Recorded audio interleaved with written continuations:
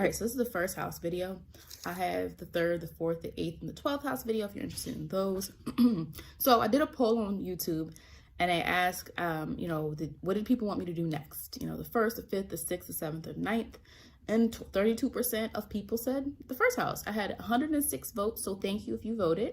It's very helpful to know what people want to see the most. And the 5th house was next.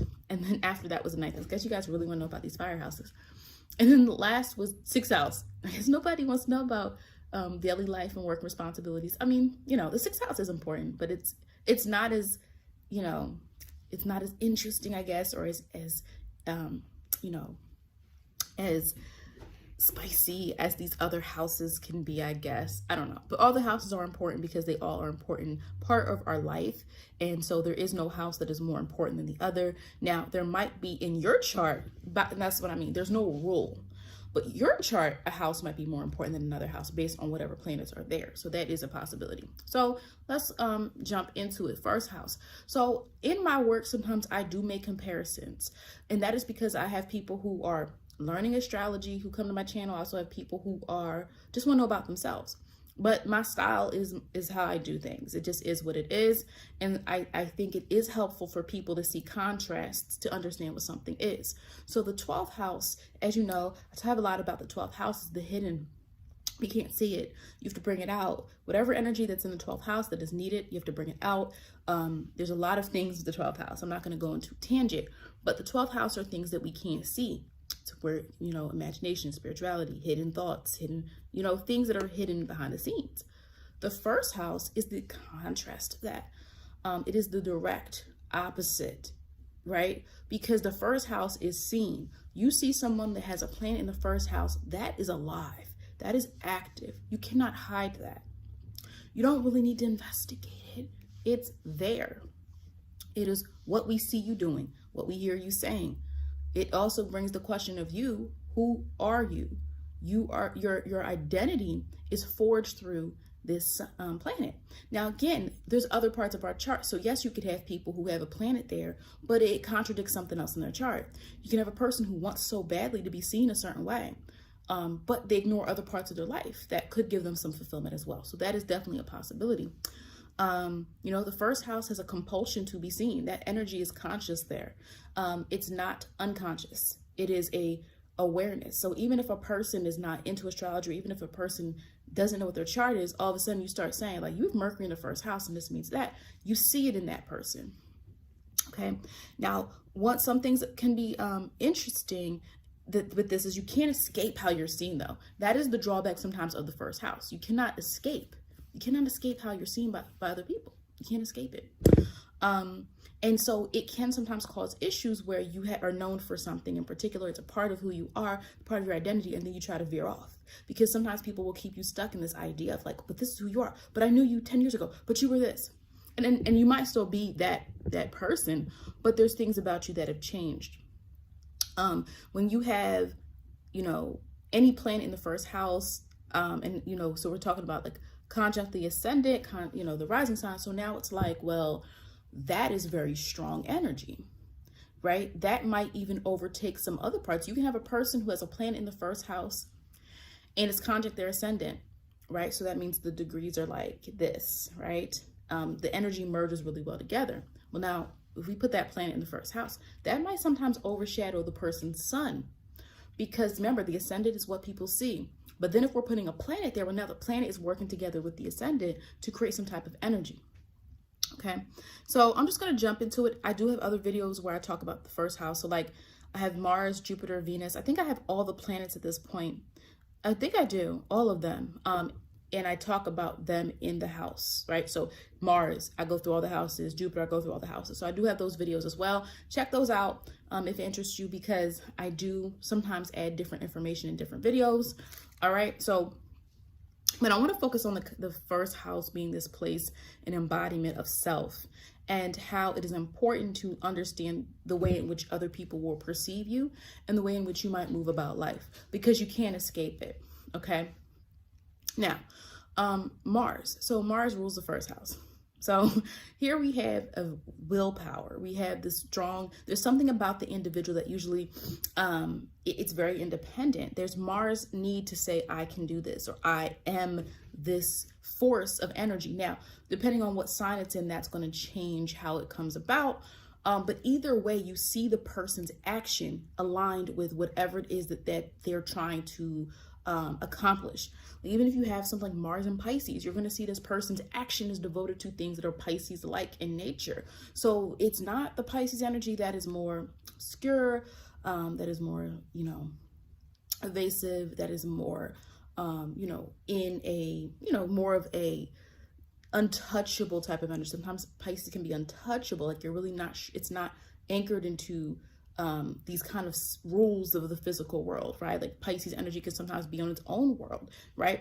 And again, that's a whole nother conversation. It's not a bad thing at all sometimes.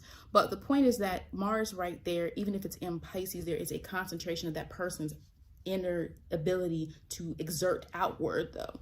Even when you have it in a water sign, Mars in the first house is going to exert energy, dominance. You can be known for whatever that is. Mars in Virgo, well, you're known for organization. You might be in charge of leadership when something that's dealing with organizing, processing, analyzing. Mars in Leo, first house. Okay, people might view you as confident. People are going to view you as someone that has the leadership ability, but not just in the forceful way that Mars can sometimes be, but Leo again can be really good with getting people to come around them and say like, oh yeah, you have great ideas. Yeah, I'm gonna listen to you.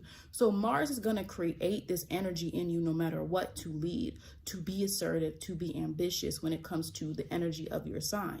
Now, the thing is that you wear it on your sleeve though. It's not something that people are going to view you always as someone who's able to accomplish certain things. So it can feel like pressure when Mars is in the first house because you're always looked at to do something. You sometimes can't even rest because you're always going to feel like you're looked at to do something related to what you always do. That gives you this really empowering type of energy when you have first house Mars. It's not, your actions are seen for the world. If you guys look at some celebrities, you're going to see like people see what you do. People are going to always know what you're doing in a way. And also, the first house also can be related to the physical body as well. I think I'm gonna do a physical traits video down the line in general, but Mars can also be related to this need for energy, need to exert energy outward. Someone who's maybe very athletic, especially if they have like Mars and like a sign that shows kind of this athletic tendency, that can be a possibility as well. Now, anytime you have Mars ruling a sign or house, you're dealing with decisions. You are a decision maker, no matter what sign it's in. Now, if the Mars has a negative aspect, now you can see some uncertainty, right? If your Mars is squaring Mercury, but your Mars in the first house, you could sometimes be inconsistent with your action because you want to exert this action, but it's Mercury square your Mars. You're not thinking, like you overthink things, or maybe you're not sure of what to do. It can cause a disconnect between your actions and what you think. So that is a possibility when we are here.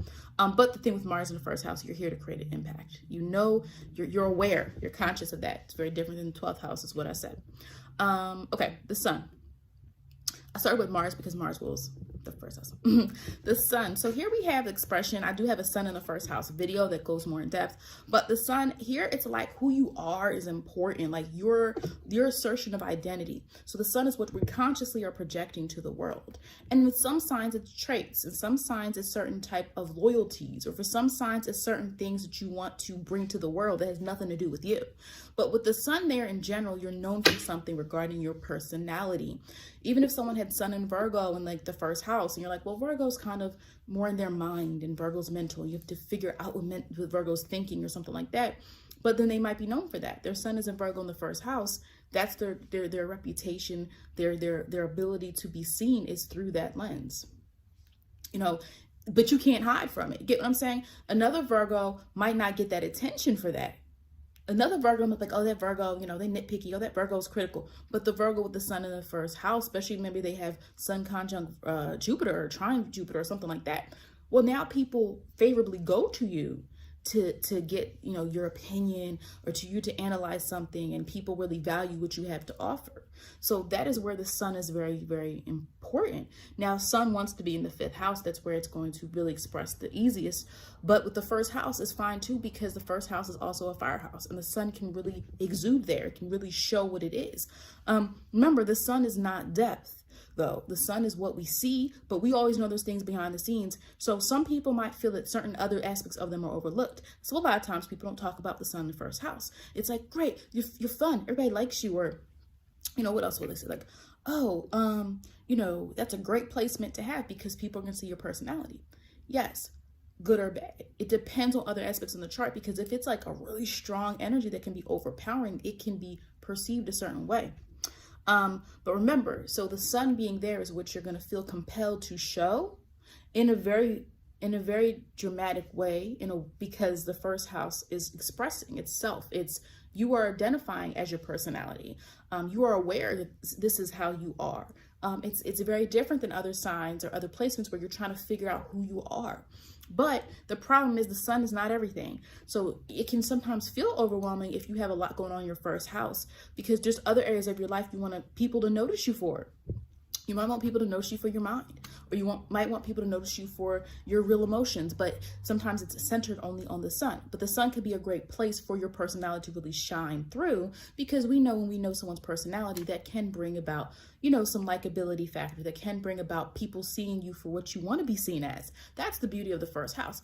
People can see you for what you want to be seen as sometimes, but again, we would have to look at the whole chart to know how that might play out. The moon. Okay, with the moon, the emotions are seen visibly. And I've seen this even in a sign that is not emotional, because the 1st house is Mars ruled. So it is action. The 1st house is like, you're going to show what I want you to show, whether you like it or not. That is the 1st house. So the moon is like, okay, you have me in this really active environment. This 1st house is active. I have to identify as this. So now people can sometimes identify as their emotions. And so even when they're not in a very emotional sign, even if you're in like an earth sign, you're always going to know what that moon and 1st house person feels, right? They feel a compulsion to bring it to the surface, a compulsion to share it. Now, it doesn't always mean it's going to be hysterical. It doesn't mean it's going to be angry. It just means you're going to know what this person's feelings are. There's a concentration there there's a more alignment of I feel, and this is a part of who I am. You need to understand how I'm feeling right now. The issue sometimes with that can be over-identifying with your feelings, and that can overtake a whole personality. That can overtake what people might view you as. There's all these other aspects of you, but if the moon is constantly moving, it's constantly reacting to things, that's what we're going to see. Anytime we see moon in fire signs, moon in fire houses, we're getting some type of reaction emotionally. And it's important just to make sure that you're not over-identifying with that emotion. Now, sometimes it's good, because some other signs, some other placements can keep their emotions locked in, and we don't know. And you go through this whole time, you're like, well, I didn't know you were upset. The moon and 1st house person is going to be more vocal about their inner motivation, but it also could be channeled for good when we talk about even creativity, though, because the 1st house is seen. So a person who has a really creative moon sign or a really creative chart, if other aspects of the chart line up, they can be really creative. And so what that's inside of us is also creation. What's inside of us is what motivates. It's not just emotions bubbling up. It's what am I inspired by? What motivates me? And so when you have the moon in the 1st house, it can be good for those type of things, the things that motivate you, the things that you have inside. Instead of just locking them out, you kind of can bring them forward. So the moon can be a great placement when it comes to things that are inward being projected outward. Also can be known for being emotionally connected to people, because even when the moon sign person doesn't have a really emotional moon sign, you don't have moon in Cancer, but you have a moon in, I don't know, Taurus, you have a moon in, I don't know, Capricorn in 1st house, whatever it is.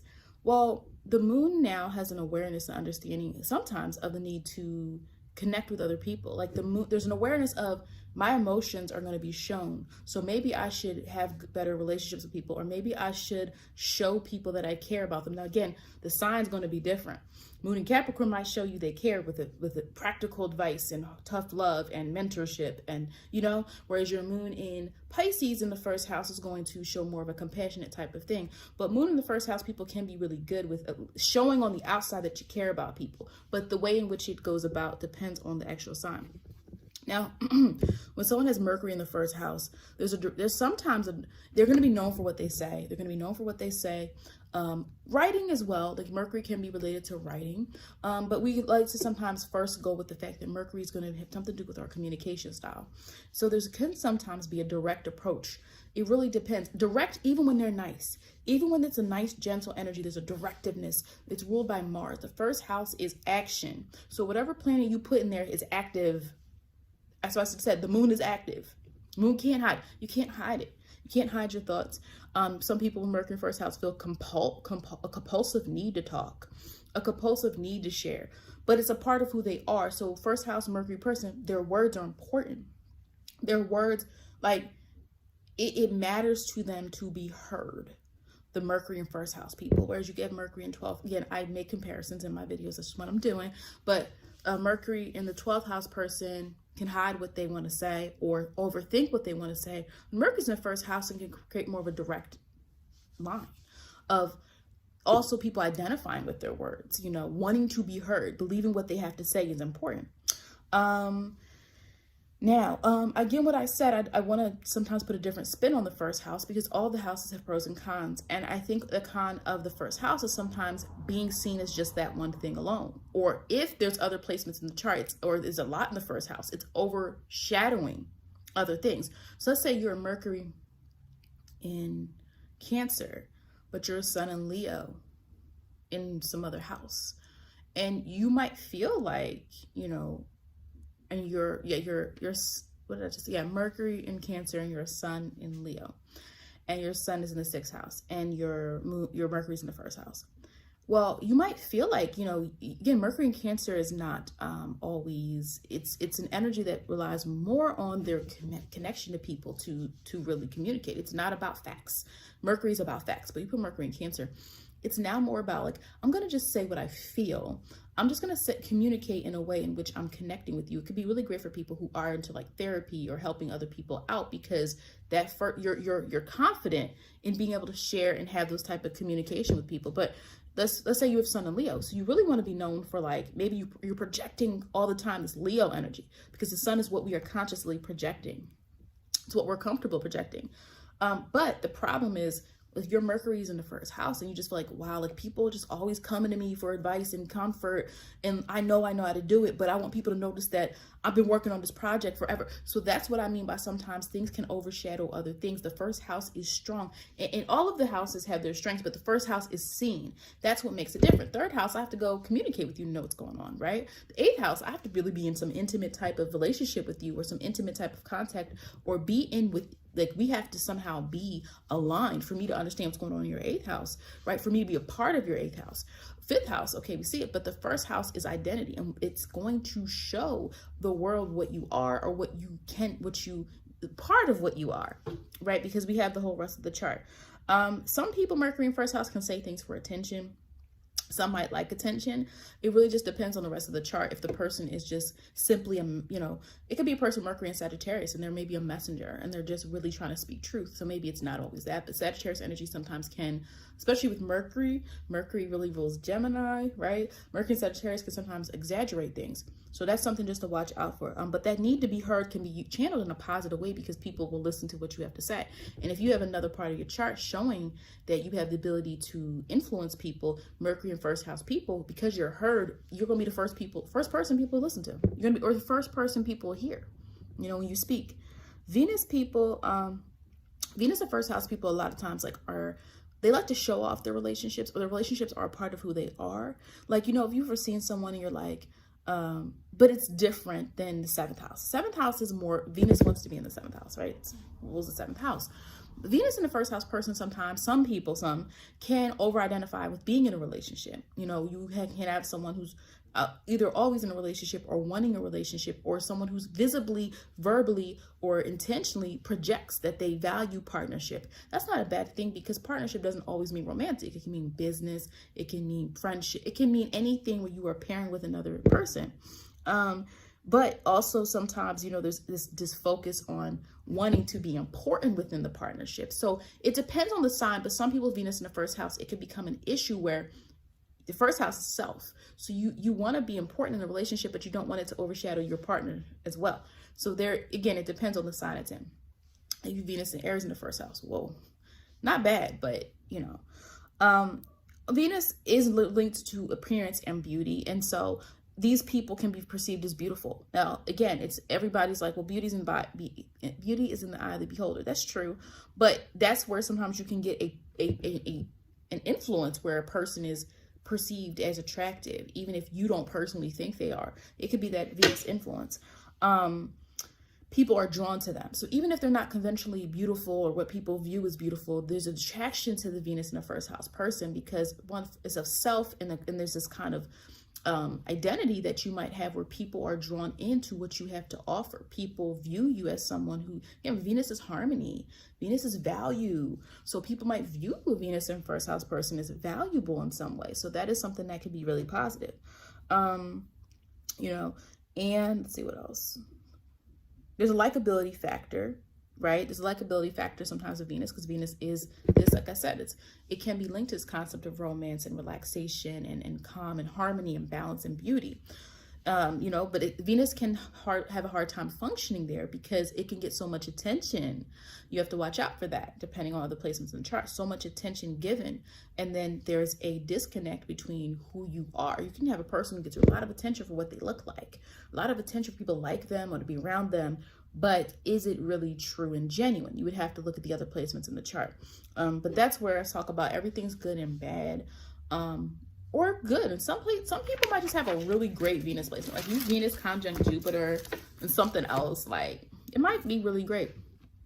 Okay, I already talked about Mars. Jupiter is exuberant, happy, can appear confident, but sometimes Jupiter in the first house can over deliver or over promise. First house identity, you want to be seen as, you want to identify as someone who is able to giving, very giving. You ever have someone with a really beautiful Jupiter sign, a really sensitive Jupiter sign or something like that, Jupiter in a water sign, well, yeah, you have someone who's probably really generous and giving and, you know, gracious, and someone who's probably really grateful for what they have in life. There's an approach to their influence where they're able to really bring out maybe the best in other people. There's in their self-expression, people are drawn to them. Or Venus, it might be more about appearance, and Venus is more about partnership. With Jupiter is like light. Jupiter is light. It's this beacon of like light and truth. And so people want to be around Jupiter because of how Jupiter makes them feel. They want to be around Venus because of what Venus is. Get the difference? And so, you know, there can be a really good ability to be accepted by other people. People are attracted to your light, you know, but the problem sometimes can be, like I said, Jupiter can over deliver or want to over deliver or spread themselves so thin, because the identity here is I have to give. Jupiter is giving. So yes, the planet of luck, but we also could talk about the planet of generosity and spreading knowledge and spreading things. The problem is, you know, because it's such a beautiful light, you know, you want to be careful not being too happy, too open, yes, everything's fine, because you can have a moon in Scorpio, but you have Jupiter in the first house. That's interesting, because now it's like, actually, you need to internally understand what's going on inside of you, but Jupiter is forcing you to identify with yourself in a way where you're giving and you're showing this genuine expression. But sometimes it might not always be genuine if you have other placements showing more intensity. When we have Jupiter, it can lead to sometimes overshadowing other things, because the first house is where we feel compelled to act because it's ruled by Mars. And so Jupiter can be great for even someone who bestows knowledge on other people. Jupiter isn't just this idea of, it is luck, benevolence, an area of your life where maybe you don't have to work as hard, but it also can be knowledge and light. And because of the representation of Jupiter as knowledge and light, that is what people a lot of times want from you. And it can feel like they're constantly asking for that from you.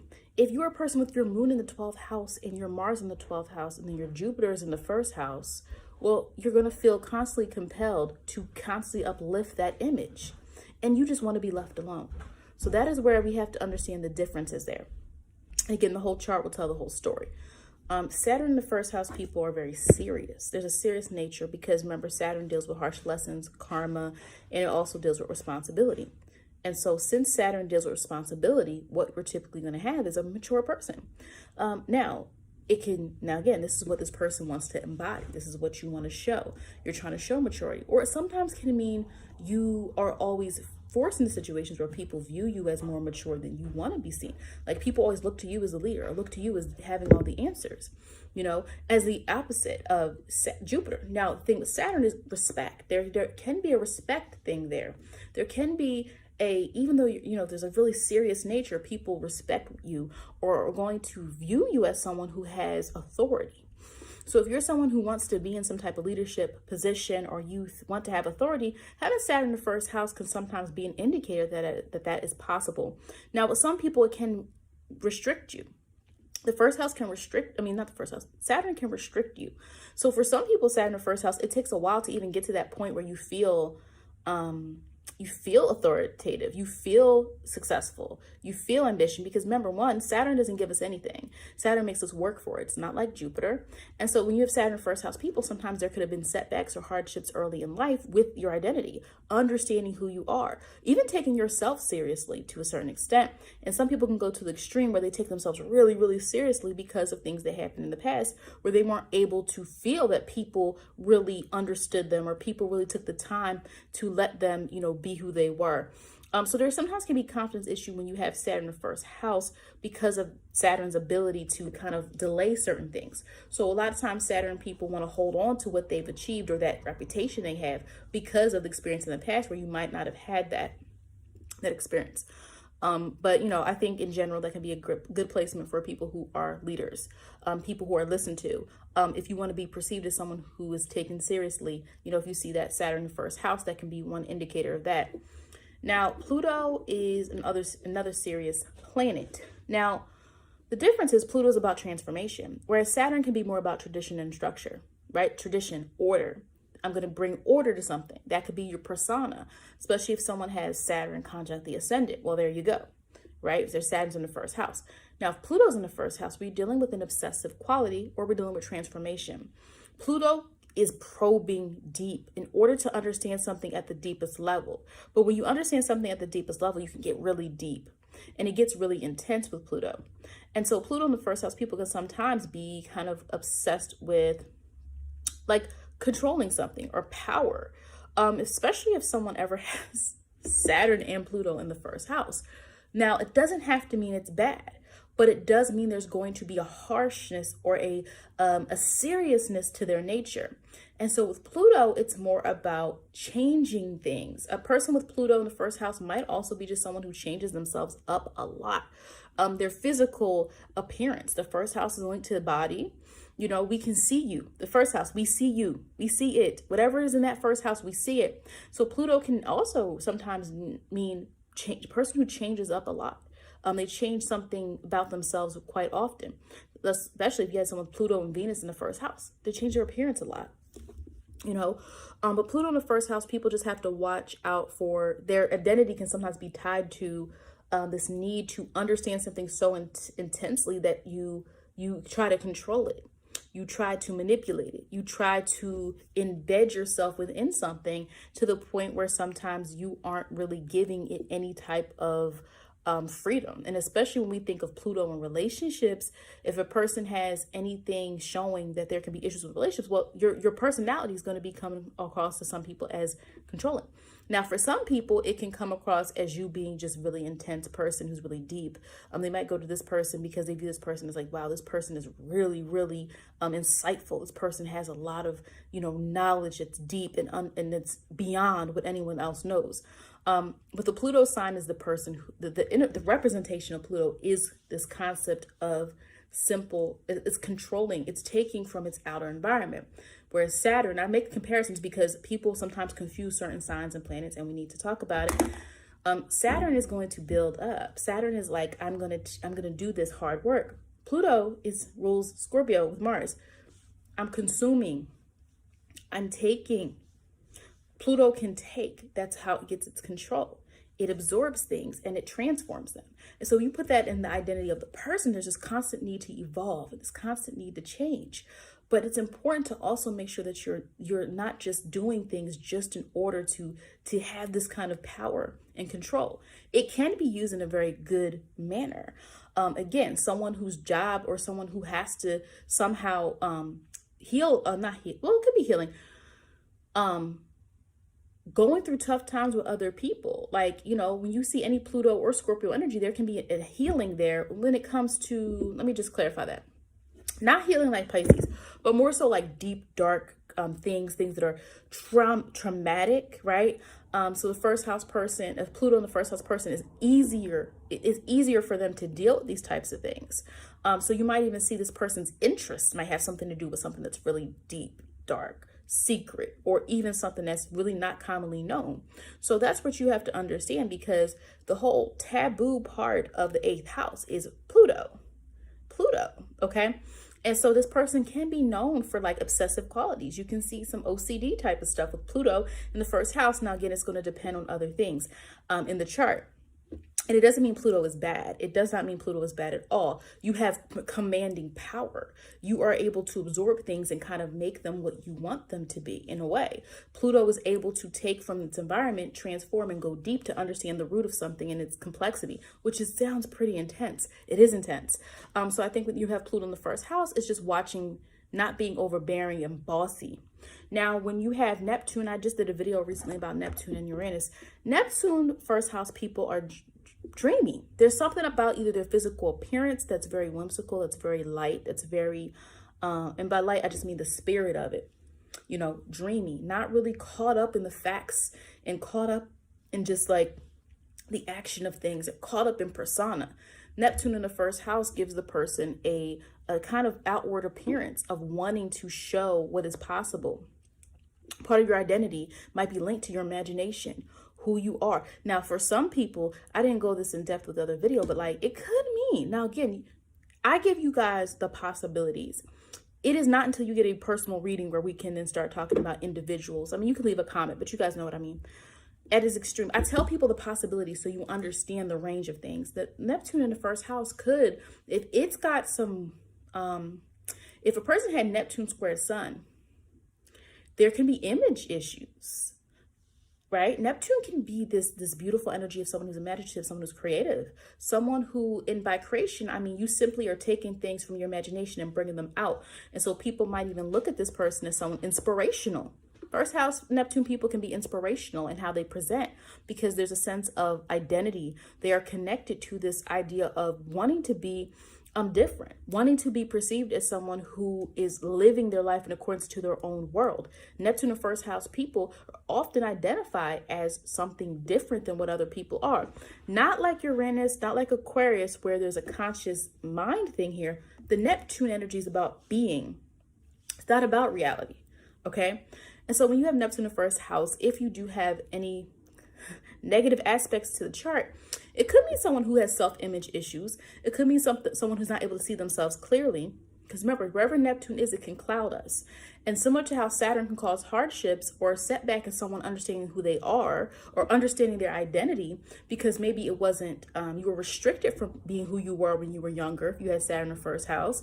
With Neptune, it can mean sometimes there's a cloud over who you really are until you get to the confidence to know what you really want to show yourself as. I do have a whole Neptune video that is focused just on Neptune, so you're going to check that out. It's in the sign, planets and houses playlist that I have. But Neptune in the first house can be great for inspiration, you know, because people are going to firstly see what's in your first house if you have first house placements. And so that Neptune, you identify with that energy. So even if you don't have Pisces really prevalent in your chart, having Neptune in the first house is going to give you a kind of Piscean type of energy in the way that you present yourself, you know, and I just, it's opposite. If Saturn wants to be taken seriously, Neptune doesn't really care about that. It's more of, this is my own world. I'm going to show you guys, this is my world. I'm projecting it to the world. I'm showing you who I am. That is the first house Neptune person. Because remember, first house is still ruled by Mars. There's still an energy there of, I'm going to show you who I am. I'm connected to this. Now, Uranus in the first house, again, I just did a video on Uranus. So, you know, but in the first house, we have the eccentric person. And eccentric doesn't have to mean you have an eccentric appearance, and sometimes it can. People who are okay with looking different. But the thing you want to note is that this idea and concept of how society might treat you. And society might treat you different, or you have been through experiences where you're treated differently. Now, the first house is both. It's what we are conscious of projecting. We identify with it, whether we kind of like it or not. We understand this energy. It's different than other houses where things are more obscure. When you have Uranus in the first house, it can mean society, you know, it's the individual. You have this clear need to be an individual, and it's in the first house, which is Mars ruled. So that's going to come out. It's not if you put Uranus in the third house, it might come out in your ideas. If you put Uranus in the sixth house, that's not really going to represent your personality all that much. But if you put Uranus in the first house of self, now we're seeing how you're different. And it's up to you how you want to use that energy. It's up to you what's different about you, because for some people, it can be negative. And for some people, it can be positive, where that's that one thing, that innovative nature you have is the thing that carries you forward, because people look to you as kind of having new, innovative, and creative ideas outside of the norm. But Uranus in the first house, people can sometimes feel like society is always trying to tell them what to do, because the first house wants to assert itself. And Uranus is going against the society, against Uranus isn't against society. It's against conformity, and it's against structure. So it's against Saturn energy. I'm not literally against it, but it's a very contrasting energy. Now, if a person has both those planets in their first house, that makes for a very interesting birth chart. And again, it also depends on what else is going on in the chart to understand how Uranus is going to play out.